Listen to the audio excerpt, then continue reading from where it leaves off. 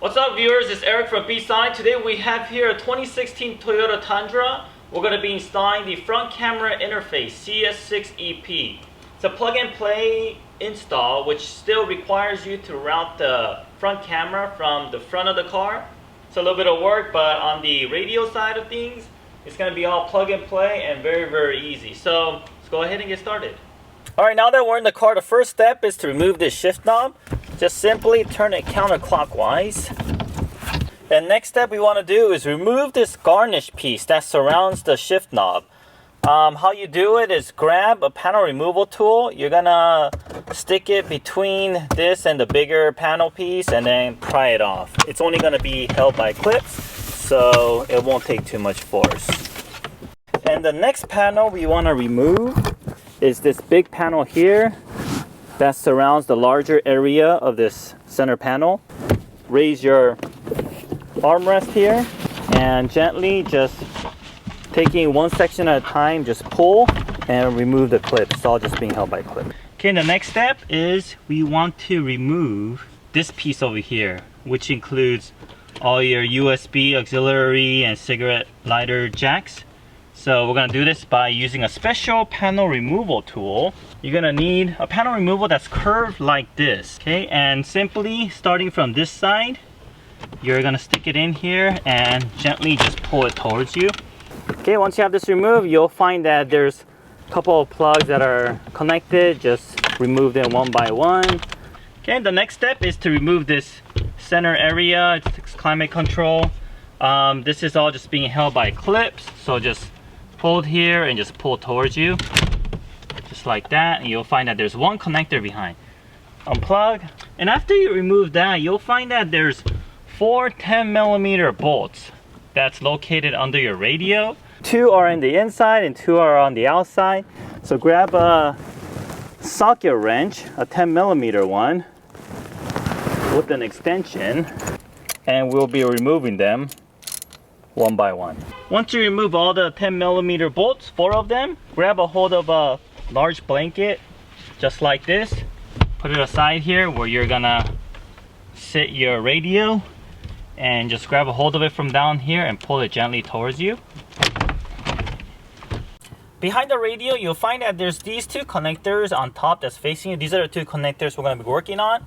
So grab a hold of our module, which you'll find 2 connectors with both male and female side like this. So we'll start one by one. We'll start with the one on the right. It's smaller.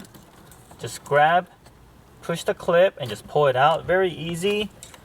And connect it to our device, the female side, and connect the male side to the car just like that, and everything will clip in very nicely as we use OEM constructed connectors. And same thing for this larger connector here. Just press this, tab, pull, and connect it to our connector, female side, and then male side, and everything will clip in nicely. And the next step is, because we have this long wire that's gonna go through the firewall over here, so route this wire through the little opening on the side of the car here, and we're gonna make it come under the dash and fasten it neatly using zip ties under here and go through our firewall and go to inside the engine bay. Okay, another piece that you need to route through the inside of here is this button. This is the button that's gonna engage your front camera. So once you push it, it's gonna turn on your front camera. So make sure this is also routed through somewhere where it is accessible from the driver's seat. So we're gonna do that in addition to the other wire. And it's a little difficult, but there is an opening on the bottom left corner over here. So we'll work on that right now. Okay, the next step is to route the main harness that connects to the front camera through the route where the factory harness is going through. That'll be able to cross the firewall. So for this purpose, we're going to use a clothes hanger. And there's special tools to do this, but we don't have that at the moment. So we are going to find that hole and push it through with our clothes hanger and our harness attached to the other side. So we'll do that now. Okay, we just finished routing the main harness that connects to the front camera through the firewall and the rubber grommet that you see there, that we just kind of went right through it using our clothes hanger.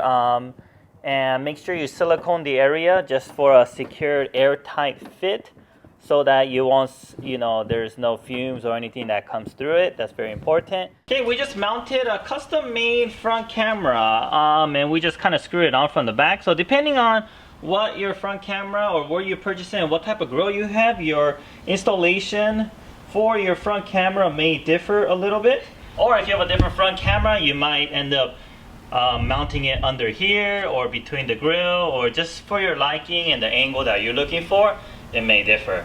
So once you have the front camera mounted, you'll find the pigtail sticking out like this, and you're going to want to connect this to the other wire that you have brought in from the inside of the car through the firewall.